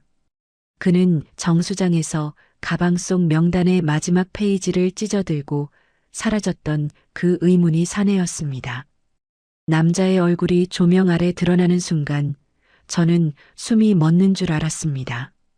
그는 바로 대한민국의 전직 국정원장이자 안보 전문가로 칭송받던 오진섭이었습니다. 그는 침대 옆 의자에 앉아 저를 차갑게 내려다보았습니다. 박성준 씨 정신이 좀 듭니까? 당신이 터뜨린 고스트 서버 코드 덕분에 우리 조직이 평양에 상납했던 비자금 수조 원이 공중분해되었더군요. 덕분에 아주 곤란하게 되었습니다. 오진섭의 목소리는 부드러웠지만 그 안에는 뱀처럼 서늘한 살기가 서려 있었습니다. 저는 갈라진 목소리로 물었습니다. 당신이 왜 그 명단을 가져간 겁니까? 오진섭은 비릿한 미소를 지으며 명단의 마지막 페이지를 제 눈앞에 흔들어 보였습니다. 여기 적힌 이름들이 공개되면 대한민국은 구원받는 것이 아니라 멸망합니다. 삼성과 현대 그리고 SK 같은 대기업들의 지분 구조 뒤에 평양의 자금이 어떻게 얽혀 있는지 국민들이 알게 된다면 이 나라의 경제는 그날로 끝입니다. 나는 이 나라를 지키기 위해 이 진실을 묻으려는 겁니다. 물론 평양과의 적절한 거래를 통해서 말이죠. 그는 애국이라는 허울 뒤에 숨어 평양의 돈을 세탁해주고 그 대가로 대한민국의 권력을 유지해온 이른바 딥스테이트의 핵심이었던 것입니다. 오진섭은 제 턱을 강하게 움켜쥐며 말을 이었습니다. 이제 내일 아침이면 당신의 아버지가 준비한 바이퍼10이 전국으로 퍼집니다. 하지만 걱정 마십시오. 우리는 이미 해독제를 독점하고 있으니까요. 바이러스가 퍼지고 혼란이 극에 달했을 때 우리가 해독제를 들고 나타난다면 국민들은 우리를 구레주로 떠받들 것이고 대한민국의 진짜 주인은 평양도 청와대도 아닌 바로 우리가 될 겁니다. 소름 끼치는 시나리오였습니다. 그들은 북한의 테러를 이용해 공포 정치를 구현하고 대한민국 국민들의 영혼까지 지배하려는 거대한 음모를 꾸미고 있었습니다. 저는 그가 방을 나간 뒤 필사적으로 몸을 움직였습니다. 제 손목에 박힌 소형 통신 칩이 미세하게 진동하고 있었습니다.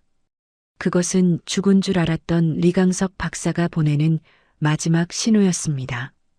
그는 평양의 지하 벙커 어딘가에 살아남아 저에게 접속 경로를 보내고 있었죠.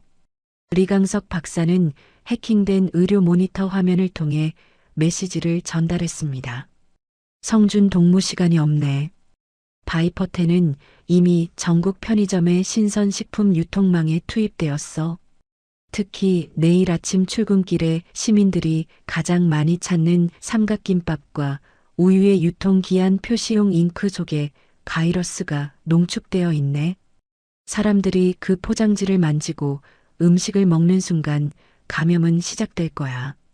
이것은 단순히 독극물을 뿌리는 수준의 테러가 아니었습니다.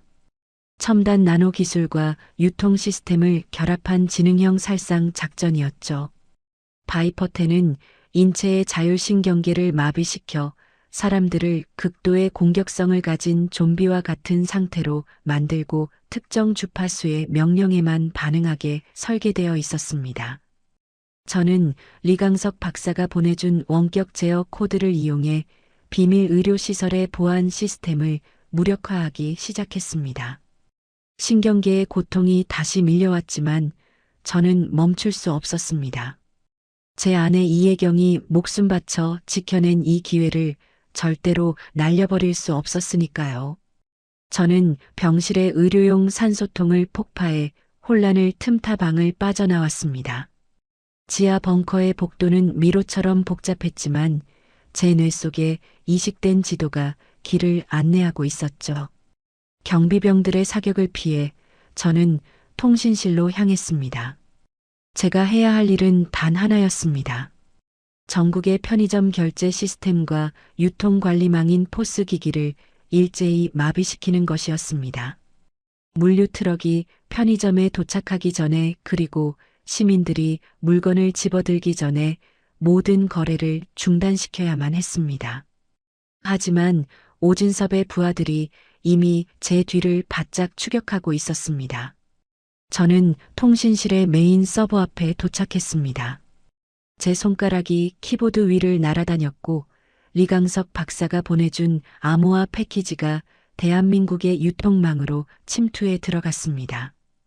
2023년 11월 1일 새벽 5시 50분. 전국의 수만 개 편의점에서 일제히 경보음이 울리기 시작했습니다. 결제 오류라는 메시지와 함께 냉장 쇼케이스의 문들이 자동으로 잠겼습니다. 하지만 이것만으로는 부족했습니다. 이미 배송된 물건들을 회수하고 시민들에게 진실을 알려야 했죠. 저는 시설 내의 방송 장비를 해킹해 전국으로 메시지를 보냈습니다. 대한민국 국민 여러분, 지금 당장 편의점의 신선식품을 멀리 하십시오. 그것은 음식이 아니라 평양이 준비한 소리 없는 칼날입니다. 정부의 발표를 믿지 마십시오. 대통령을 죽인 것은 제가 아니라 이 나라를 팔아넘기려는 그림자 조직들입니다. 제 목소리는 전국의 라디오와 스마트폰 그리고 거리의 전광판을 통해 울려 퍼졌습니다. 오진섭은 광분하며 통신실 문을 부수고 들어왔습니다. 그는 권총을 제 머리에 겨누고 소리쳤습니다. 박성준, 내가 기어코 모든 것을 망치는구나. 하지만 저는 웃었습니다. 아니요, 오진섭 원장님. 나는 이제야 이 나라의 국민들에게 진실을 보는 눈을 선물한 겁니다. 그 순간 통신실의 대형 스크린에 예상치 못한 영상이 재생되었습니다. 그것은 최창식 대통령이 죽기 직전 정수장에서 남긴 마지막 영상 유언이었습니다. 제 가방 속에 있던 녹음 장치가 위성 통신망을 통해 실시간으로 복원된 것이었죠. 영상 속의 대통령은 피를 흘리며 당당하게 말했습니다. 국민 여러분, 저의 죽음을 슬퍼하지 마십시오. 하지만 저의 부끄러운 과거를 기억해 주십시오. 저는 평양의 노예였으나 마지막 순간 대한민국의 대통령으로 죽기를 선택했습니다. 이제 남은 진실은 박성준 씨가 들고 있는 저 명단 속에 있습니다. 부디 이 나라를 지켜주십시오. 대통령의 진심 어린 육성이 전국에 퍼지자 오진섭의 부하들도 흔들리기 시작했습니다. 그들 역시 대한민국의 군인이자 경찰이었으니까요. 오진섭은 당황하며 방아쇠를 당기려 했지만 그의 뒤에서 나타난 이한석 노장군이 그의 손목을 꺾어 제압했습니다. 이한석 장군은 저를 부축하며 나직하게 말했습니다. 성준 동무 잘해주었네. 이제부터는 우리 노병들이 맡겠네. 진실이 밝혀졌으니 이제 적들을 소탕할 차례야. 저는 안도의 한숨을 내쉬며 자리에 쓰러졌습니다. 하지만 제 뇌의 신경망은 이미 한계에 도달해 있었고 시야는 점점 흐릿해졌습니다. 저는 멀어지는 의식 속에서 전국의 편의점 앞에 멈춰선 물류 트럭들과 그 안의 물건들을 압수하는 군인들의 모습을 보았습니다. 시민들은 거리로 쏟아져 나와 대통령의 마지막 메시지에 눈물을 흘리고 있었죠. 평양이 수십 년간 공들여 쌓아온 경제적 사회적 침략의 공든 탑이 단 하루 만에 무너져 내리는 순간이었습니다. 하지만 제 아버지는 어디에도 보이지 않았습니다. 그는 정수장 폭발 이후 흔적도 없이 사라졌고 그가 가진 바이퍼 10의 원액 또한 여전히 행방불명 상태였습니다. 그리고 제가 통신실에서 확인한 마지막 로그 기록에는 상상조차 할 수 없는 데이터가 남아 있었습니다.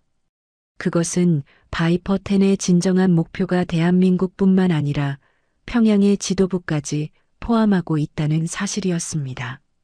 제 아버지는 남과 북 모두를 멸망시키고 그 폐허 위에 자신만의 새로운 제국을 건설하려 했던 것입니다. 그리고 그 계획은 아직 멈추지 않았습니다. 병원 침대에 다시 누운 제 곁으로 간호사 복장을 한 여자가 다가와 속삭였습니다. 성준 씨 아직 끝난 게 아니에요.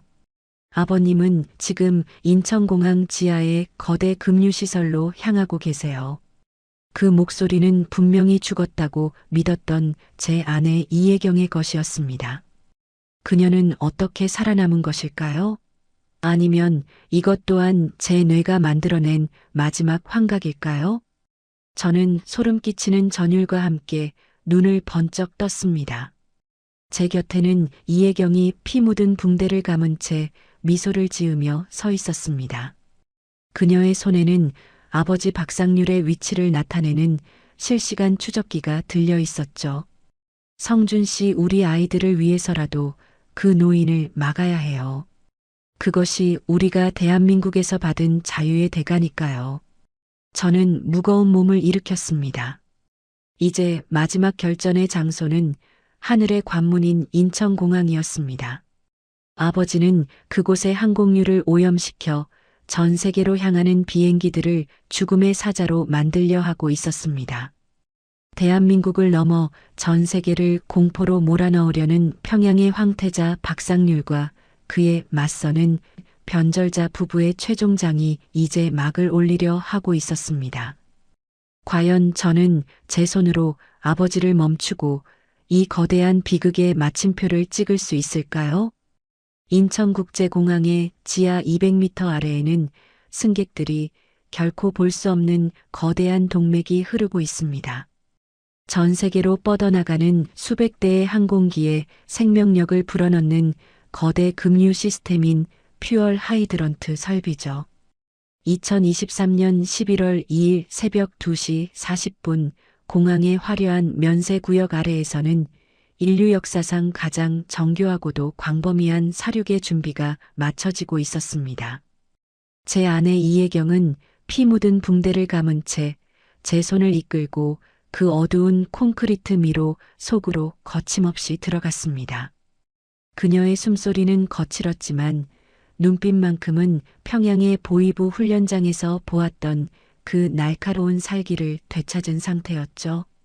성준 씨 아버님은 단순히 대한민국을 파멸시키려는 게 아니에요.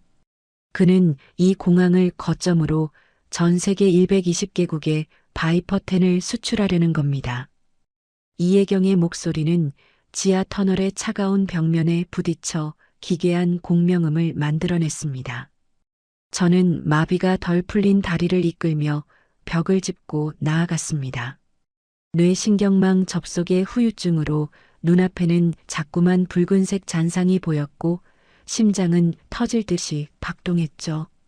하지만 저를 더 고통스럽게 만든 것은 제 아버지가 가진 그 끝없는 광기였습니다. 아버지는 2000년대 초반 인천공항 건설 당시 파견되었던 북한 측 기술 고문단 속에 자신의 최측근들을 잠입시켰습니다. 겉으로는 남북 경제 협력의 상징처럼 보였던 그 사업이 실은 20년 뒤를 내다본 평양의 트로이 목마였던 셈입니다. 아버지는 공항의 설계 단계부터 자신만이 접근할 수 있는 비밀 통로와 급류 탱크의 제어권을 확보해 두었습니다. 오늘 밤 아버지는 그 독사의 아가리를 열어 전 세계의 하늘을 오염시키려 하고 있었던 것입니다. 지하 3구역에 들어서자 거대한 강철 탱크들이 마치 고대 신전의 기둥처럼 늘어서 있었습니다. 그 사이로 비릿한 항공유 냄새와 함께 소름 끼치는 금속성 마찰음이 들려왔죠. 아버지는 금유 제어실 메인 콘솔 앞에 서서 저를 기다리고 있었습니다. 그의 뒤로는 수십 명의 무장 공작원들이 총구를 겨누고 있었고 모니터에는 이미 바이퍼 10의 농축액이 금유배관 속으로 주입되기 시작했음을 알리는 수치들이 면멸하고 있었습니다. 성준아, 기어코 여기까지 왔구나. 아버지는 뒤도 돌아보지 않은 채 나직하게 말했습니다. 보아라, 이것이 진정한 평등이다. 이 바이러스가 섞인 항공유를 실은 비행기들이 런던으로, 파리로, 뉴욕으로 날아가는 순간 전 세계의 지도층들은 우리와 똑같은 공포를 맛보게 될 것이다. 국경도 이념도 무의미해지는 진정한 카오스의 시대가 열리는 것이지. 아버지의 목소리에는 이제 일말의 인간성조차 남아있지 않았습니다. 그는 자신이 평생을 바쳤던 평양이라는 체제조차 자신을 신격화하기 위한 발판으로만 여겼던 것입니다. 저는 총을 든 손을 떨며 소리쳤습니다. 아버지, 제발 멈추십시오. 이혜경이 죽었다고 생각하셨겠지만 그녀는 살아남았습니다. 그리고 우리 아이들도 지금 대한민국의 안전한 보호 아래 있습니다. 아버지가 죽이려 하는 이 사람들은 누군가의 아버지이고 어머니입니다. 하지만 아버지는 광기 어린 웃음을 터뜨리며 제 말을 가로막았습니다. 이혜경, 저 여자가 정말 내 아내라고 믿느냐?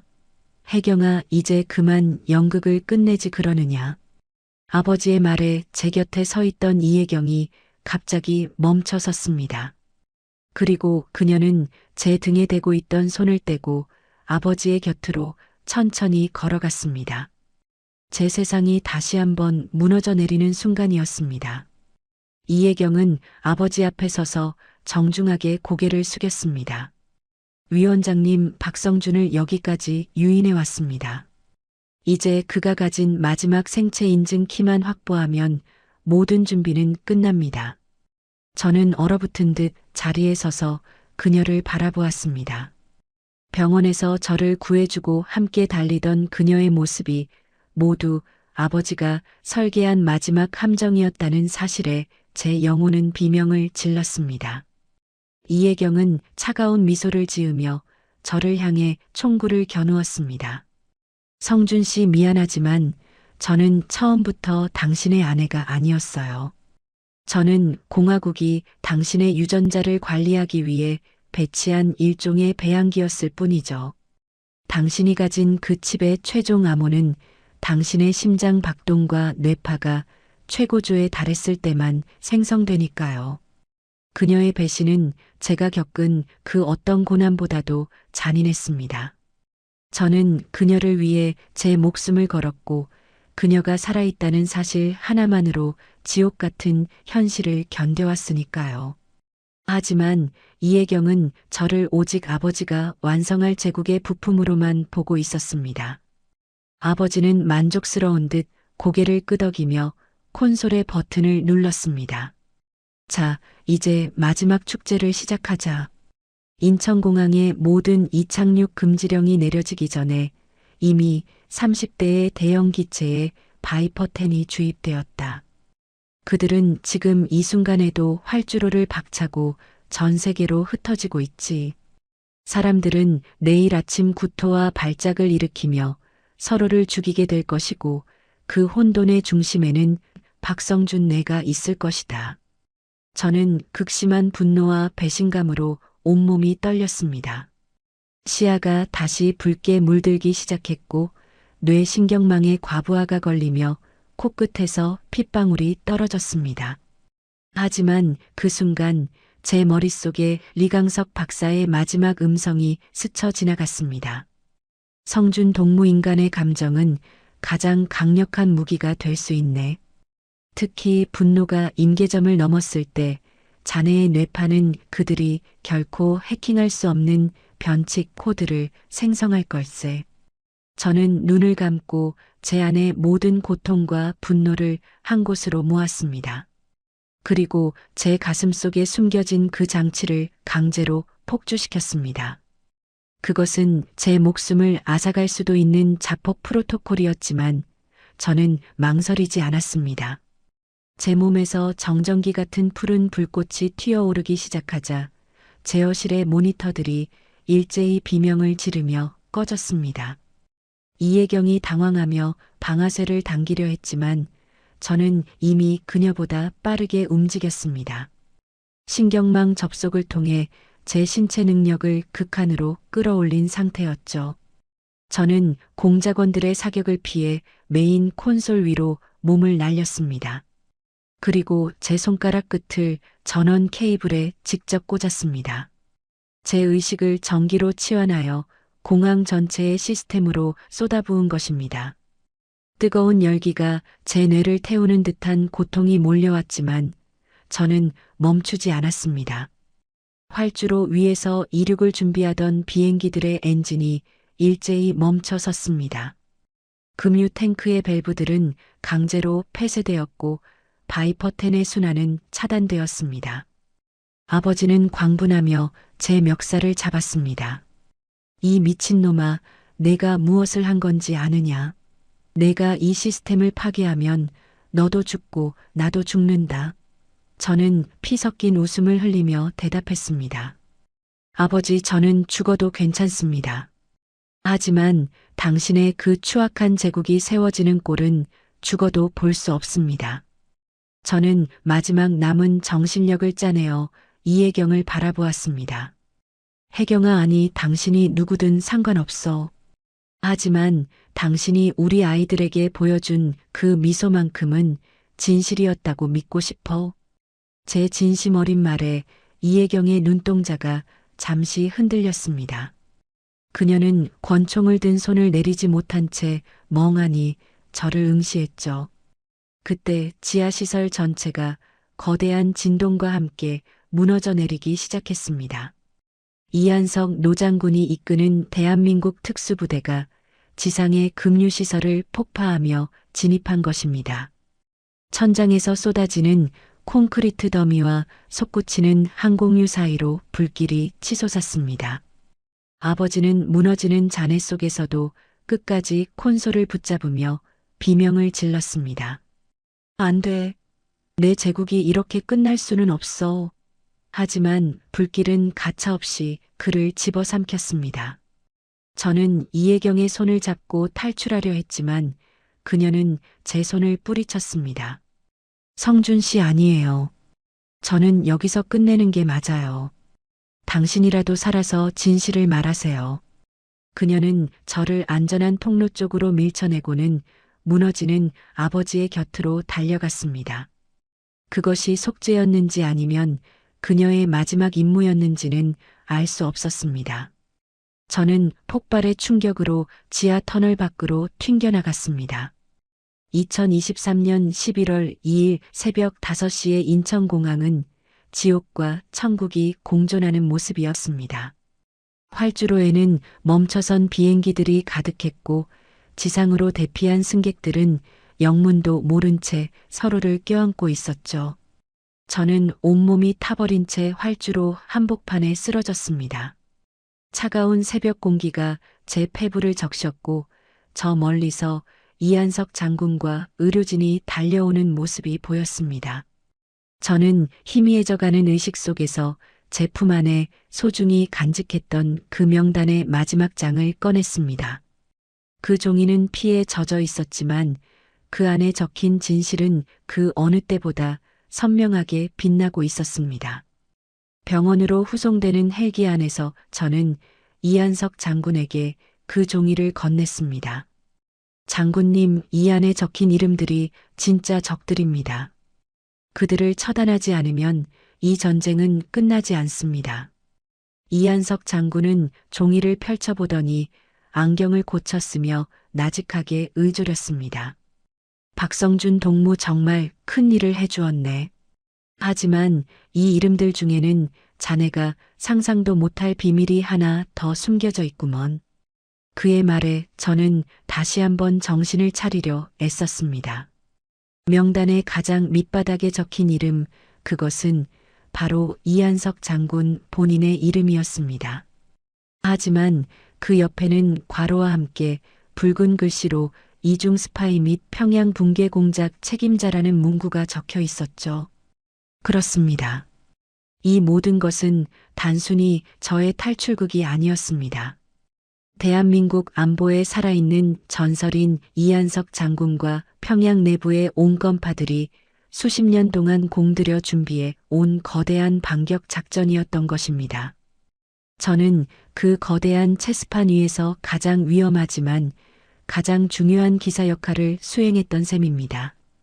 헬기가 서울 도심 상공을 지날 때 저는 창밖으로 떠오르는 태양을 보았습니다. 어둠은 걷히고 있었고 평양의 검은 그림자도 조금씩 사라지고 있었습니다. 하지만 이한석 장군이 저에게 건넨 마지막 말은 저를 다시 한번 긴장하게 만들었습니다. 성준 동무 이제 아버지는 사라졌지만 평양에는 여전히 김정은의 여동생 김여정이 이끄는 더 잔혹한 조직이 남아있네. 그리고 그들은 자네가 가져온 그 칩의 복제본을 이미 손에 넣었다고 하더군. 이 전쟁은 끝난 것이 아니라 이제야 본궤도에 오른 것이었습니다. 저는 병실 침대에 누워 다시 시작될 싸움을 준비했습니다. 제 뇌 신경망은 회복 불가능한 상처를 입었지만 제 영혼은 그 어느 때보다 단단해졌습니다. 그런데 그날 오후 정체불명의 소포 하나가 제 병실로 배달되었습니다. 그 안에는 제가 평양에서 가장 아끼던 낡은 일기장과 함께 짧은 쪽지 하나가 들어 있었죠. 아빠, 우리 곧 만날 수 있는 거죠? 기다리고 있을게요. 그것은 제가 평양에 남겨두고 온 딸아이의 글씨였습니다. 죽었다고 믿었던 아이들이 살아있다는 소식에 저는 눈물을 멈출 수 없었습니다. 하지만 그 소포의 발신지 주소는 대한민국에 안 가도 평양의 보위부도 아닌 제3국의 미군 기지였습니다. 과연 제 아이들을 구한 것은 누구일까요? 그리고 대한민국과 전 세계를 위협하는 그 칩의 복제본은 지금 누구의 손에 들려 있을까요? 2023년 11월 6일 서울의 공기는 비현실적일 만큼 차분했습니다. 전 세계를 공포로 몰아넣었던 인천공항의 급류시설 테러 미수 사건은 정부의 철저한 보안 통제 아래 단순한 설비 결함에 의한 화재로 발표되었죠. 하지만 거리는 평소와 다름없는 활기로 가득했습니다. 사람들은 각자의 일상을 살아가고 아이들은 웃으며 학교로 향했습니다. 병실 침대에 몸을 기댄 채 창밖을 내보던 저는 그 평범한 풍경이 얼마나 많은 피와 희생 위에 세워진 위태로운 기적인지를 뼈저리게 느끼고 있었습니다. 제 몸은 여전히 신경망 과부하의 고통으로 비명을 지르고 있었지만 제 가슴 속에는 딸아이의 쪽지가 주는 뜨거운 온기가 남아 있었죠. 그 온기는 제가 평양의 차가운 어둠 속에서 평생을 찾아 헤맸던 유일한 빛이었습니다. 이한석 장군이 다시 병실을 찾았을 때 그의 손에는 낡은 가죽 서류함 하나가 들려 있었습니다. 그는 말없이 제 옆에 앉아 창밖을 한참이나 응시하더니 나직한 목소리로 입을 열었죠. 박성준 동무, 이제 진실을 마주할 시간이 되었네. 자네가 가져온 명단의 두 번째 장 그리고 그 마지막 줄에 적힌 이름의 진짜 의미를 말일세. 이한석 장군은 서류함에서 피 묻은 명단을 꺼내 제 앞에 펼쳐놓았습니다.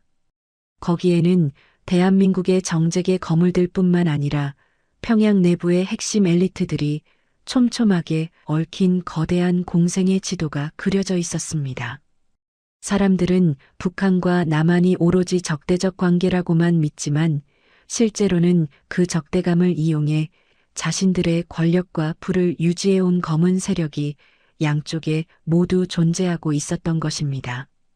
장군님이 들려준 이야기는 제가 상상했던 것보다 훨씬 더 거대하고 추악했습니다. 제 아버지 박상률은 단순히 평양의 황태자가 아니었습니다. 그는 남북한의 극단주의 세력을 연결하여 한반도 전체를 영원한 분쟁 지역으로 남겨두려는 일명 그림자 위원회의 의장이었죠. 그들이 원한 것은 통일도 평화도 아니었습니다. 오로지 공포를 생산하고 그 공포를 자본으로 환원하는 무한한 권력의 순환 구조였습니다. 바이퍼 10 역시 그 계획의 일부였죠. 남과 북 모두에게 치명적인 바이러스를 퍼뜨려 기존의 체제를 붕괴시킨 뒤 자신들이 준비한 해독제를 무기로 새로운 절대 권력을 행사하려 했던 것입니다. 이한석 장군은 그들을 막기 위해 평생을 바쳐온 이중 스파이였고 저는 그들의 계획을 내부에서 파괴할 수 있는 가장 정교한 칼날로 선택되었던 셈입니다. 저는 떨리는 목소리로 물었습니다. 제 아내 이혜경은 정말로 저를 이용하기만 했던 겁니까? 이한석 장군은 슬픈 미소를 지으며 제 어깨를 짚었습니다. 혜경 동무는 마지막 순간까지 자네를 지키려 했네. 그녀는 원래 그림자 위원회에서 자네를 암살하기 위해 보낸 공작원이었지만 자네와 함께 살아가며 진정한 자유가 사랑이 무엇인지 깨달았던 모양이야. 인천공항 지하에서 그녀가 자네를 밀쳐낸 것은 자네라도 살아서 아이들을 만나야 한다는 그녀의 마지막 의지였네. 장군님이 건넨 그녀의 유품 속에는 작은 녹음기 하나가 들어 있었습니다. 재생 버튼을 누르자 치지직거리는 잡음 사이로 그녀의 떨리는 목소리가 흘러나왔죠. 성준 씨 미안해요. 하지만 당신과 보낸 그 시간만큼은 제 인생에서 유일하게 가짜가 아니었어요. 우리 아이들을 꼭 지켜주세요. 대한민국은 당신이 생각하는 것보다 더 따뜻한 곳이에요. 눈물이 뺨을 타고 흘러내렸습니다. 그녀는 평양의 차가운 병기에서 대한민국의 평범한 아내이자 어머니로 죽기를 선택했던 것입니다. 그녀가 남긴 마지막 정보는 김여정이 이끄는 평양의 비밀 조직 흑진주회가 확보한 복제 칩의 위치였습니다. 그 칩은 이미 평양을 떠나 제3국을 거쳐 대한민국으로 다시 유입되고 있었죠. 그들은 포기하지 않았습니다. 아버지가 실패한 그 자리에 김여정이라는 더 잔혹한 괴물이 들어서려 하고 있었으니까요. 저는 병원복을 벗어 던지고 다시 일어섰습니다. 제게는 아직 끝내지 못한 임무가 남아 있었습니다.